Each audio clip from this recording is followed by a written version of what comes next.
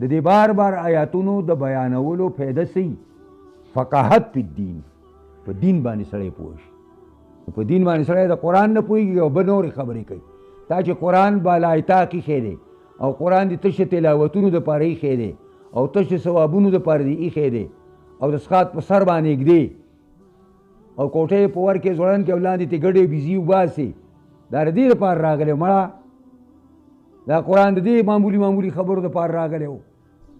دا قرآن انقلابي کتاب و، دې دنیا کې انقلاب برپا کړی و. دی خو د ایران سلطنتونه نسکور کړي وو، دی خو د یورپ حکومتونه نسکور کړي وو. دا خو هغه قرآن دی.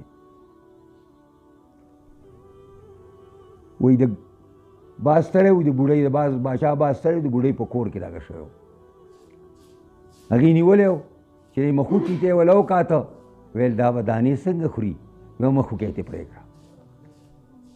بیا یې دې پنجو ته وله وکاته، هله ویل دا خو دا پنجې به دی به ګرځي څنګه، یوه پنجې مې دې پرېږده. پوهېږئ بادشاه جواب دغه ولېږي چې هلکه زما بازو ګورې چا کړی وایي د بوډۍ که برآمد شو. چې بوډۍ کره برآمد شو رای وړو دربار ته، اوس مخوکی نشته دی او پنجې هم نشته. پوهېږئ بادشاه ویل اعلان وکړه، اعلان چې څوک د هغه چا ځای ته لاړ شي چې هغه د هغه په قدر و قیمت نه پوهېږي، نو هغه ورسره دا چل کوي. منګه د بوډۍ کارکردګي د بادشاه د باز سره دا د قرآن سره کړې ده